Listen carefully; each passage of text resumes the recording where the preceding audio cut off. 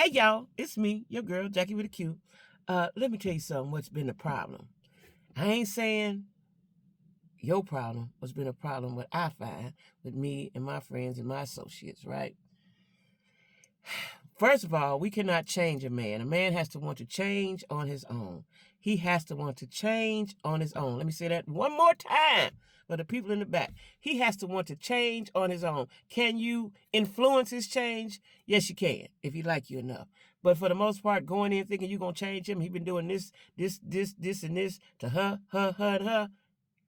He's got to want to change on his own. Now, you may have some superpowers of some sort, but he has to change on his own, right? That's between him and God.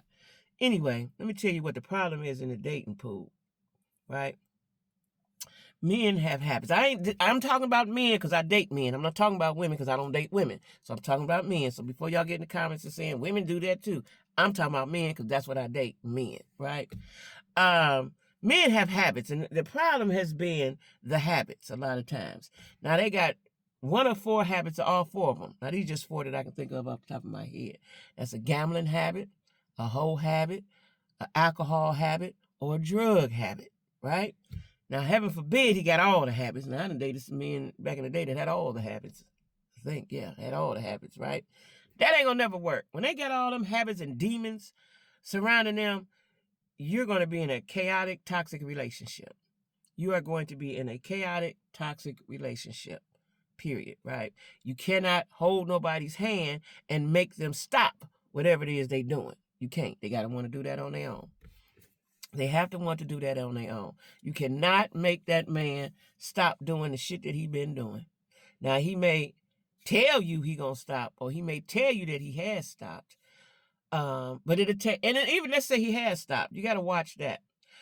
In order for me, you got to be to stop doing it for years. Now, let me tell y'all something. I was with somebody when I first met him. He kept talking about gambling. I had been with a gambler, but I had forgot. I had been with a gambler when I was real young. Didn't really understand life and addictions and stuff at the time, right? I was in my early 20s. He was a gambler. And he was not throw the dice, play cards gambler. He was he played horses, right? I had never experienced that. The old people do that. He was a young nigga, right? He went to the racetrack every day. And he would win, and sometimes he wouldn't, right? And so I knew about, I had dealt with that a little bit, right? But it wasn't, he had another addiction. That's what got me away from him, was his drug habit, right? But my ex was a gambler, right? My ex was a gambler. I'm talking about a gambler, right? And watching somebody that has a gambling addiction is just like watching somebody that has a drug addiction. It really is, right? So when you meet these men and you find out, this is why I say talk and get to know somebody. Quit slamming into him just because you like him because he's cute and he's spending money, right? Or the sex is good, or whatever the occasion is, right? Got to really get to know somebody, because 9 times out of 10, if they got a quiet addiction, a closeted addiction, you ain't gonna see it right away. It may take a while before you realize what you're looking at, right?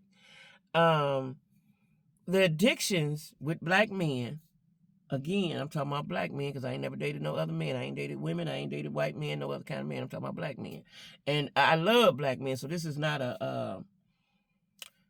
any hatred towards black men. I'm just telling you the reality of the situation, right? They have habits. Most of them have all of the habits, damn near about, right? And especially if he's a street dude, right? Street niggas, because there's too much temptation out there, right? And if he older and he's still a YN, get rid of him. That's why that girl, let me tell y'all something. That's why that girl on social media, Pebbles, Hot Girl Seafood or Hot Girl Soul Food or whatever, this is why she's having a problem. He done made her toxic and made her crazy, right? Why? Because it's an old nigga with habits, and he wants to be a YN. He wants to be a YN. I'm gonna talk about dealing with somebody that's been in the penitentiary. I ain't talking about no year or two like that. Them years of the penitentiary. They have arrested development, right? But anyway, that's another topic. But when you with somebody with them habits, it's gonna cause chaos in your relationship. It's gonna cause chaos and toxicity in your relationship. It's gonna be good for a moment, then it's gonna go all bad. Then it's gonna be good for a moment, then it's gonna be all bad. Because at the core, generally, at their core, they're good people, but the addiction takes over. the addiction takes over, right? At the core, they're probably really good people. You know, I'm telling you because I dated them and I know them, right? They're good people. Mama and daddy raised good, went to church, all the things. But once that addiction, whatever that addiction is, once that kick in, it's over with. It's over with.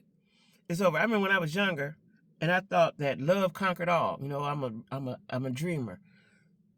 I'm a dreamer, right? And I thought love, I was young again in my early 20s. And I got with somebody, and then crack came out, and he got on crack, and I thought I could conquer that. I thought love conquered all until that goddamn crack came out. And this was a man from a good family, good family. He was in the, he had been in the service. He just got out the service. Good dude, good dude. Crack twisted him all around, right? And I kept trying to hang on and make it work because I was young. I didn't know. We didn't know about the drugs and the effects of it back then, right?